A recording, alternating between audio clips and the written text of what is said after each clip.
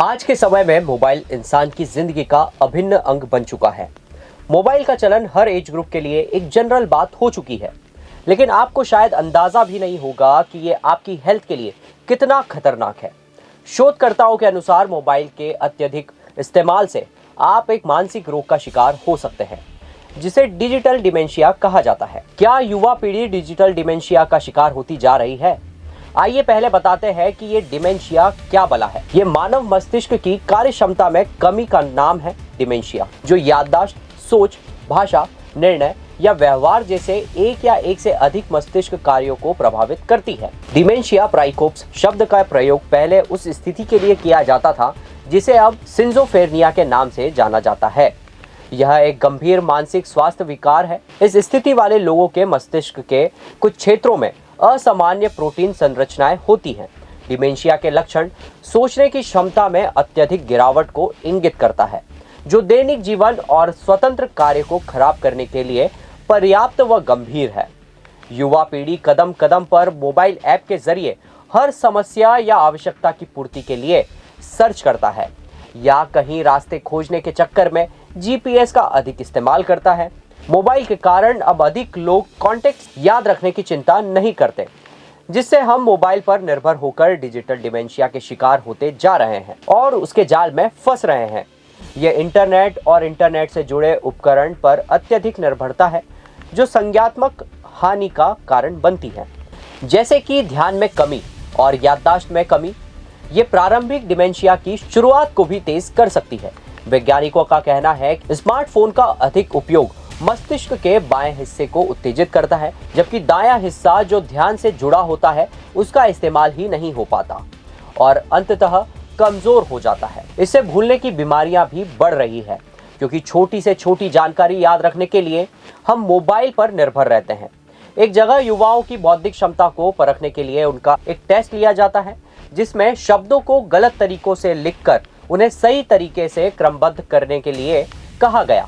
परंतु घंटे बीत जाने के बाद भी युवा उन गलत शब्दों को सही क्रम में नहीं लगा पाए, लेकिन वो सही शब्दों की तलाश में चैट जीपीटी या एआई टूल्स का सहारा लेते जरूर दिखे, जबकि ये सोच विचार वाला बेसिक काम था और ये युवा जानते थे कि वो क्या चाहते हैं, फिर भी वो इसे समेट नहीं पाए, या यूं कह लीजिए कि वो सही शब्दों का चयन नहीं कर पाए जो उनके विचारों को अच्छे तरीके से व्यक्त कर पाए। ऐसा क्यों हुआ?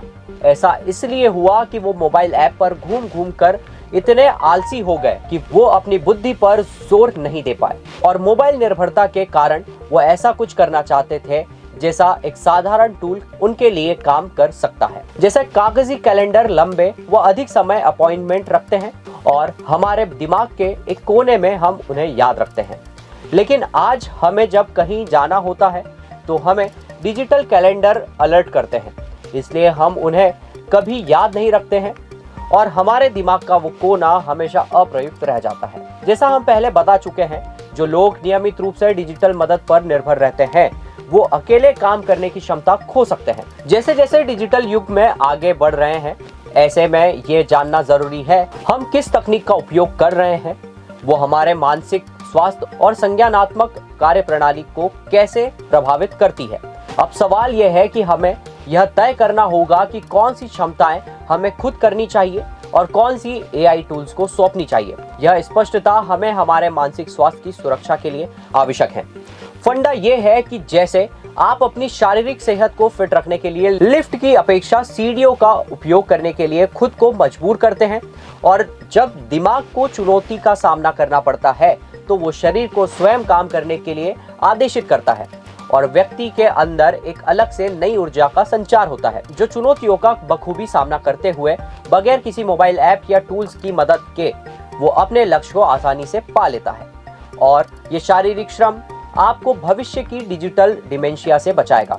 चूंकि अब 21वीं सदी में इलेक्ट्रॉनिक युग में जो क्रांति आई है और उस क्रांति ने जो आम आदमी के सामने प्रश्न चिन्ह खड़े किए हैं, अब व्यक्ति को अपनी जेब में पैसे तक रखने की जरूरत नहीं है। वह अपने पैसों से जुड़े सभी कार्य मोबाइल के इस्तेमाल से कर सकता है। उसके अलावा दूसरी तरफ देखें तो शिक्षण संस्थानों में भी ऑनलाइन क्लासेस का चलन तेजी से बढ़ रहा है, जिसके कारण छात्र छात्राओं को छोटी कक्षाओं से लेकर बड़ी क्लासेस तक ऑनलाइन पढ़ाई करनी पड़ती है। जिसके कारण उनका अधिक समय मोबाइल से संपर्क में ही गुजरता है। जहां स्कूल, बैंक और समस्त सरकारी कार्यालयों में लगभग समस्त काम मोबाइल से अटैच कर अंजाम दिए जा रहे हैं। ऐसी स्थिति में किसी भी व्यक्ति का मोबाइल से दूर रहना या परहेज रखना लगभग असंभव है। परंतु इस वर्तमान ऑनलाइन के चलन के दौर में हम आपको दूरगामी नतीजे से अवगत करा रहे हैं, क्योंकि सावधानी में ही सुरक्षा है। हम सभी 21वीं सदी की नवीनतम टेक्नोलॉजी के साथ अपने कामों को अंजाम दें, परंतु इस बीच थोड़ा सा अपने स्वयं के स्वास्थ्य का भी ध्यान रखें, क्योंकि स्वस्थ काया ही ईश्वर का सबसे बड़ा वरदान है। तो अब इजाजत दीजिए, मैं सौरभ अगले वीडियो में फिर कोई महत्वपूर्ण जानकारी के साथ हाजिर रहूंगा।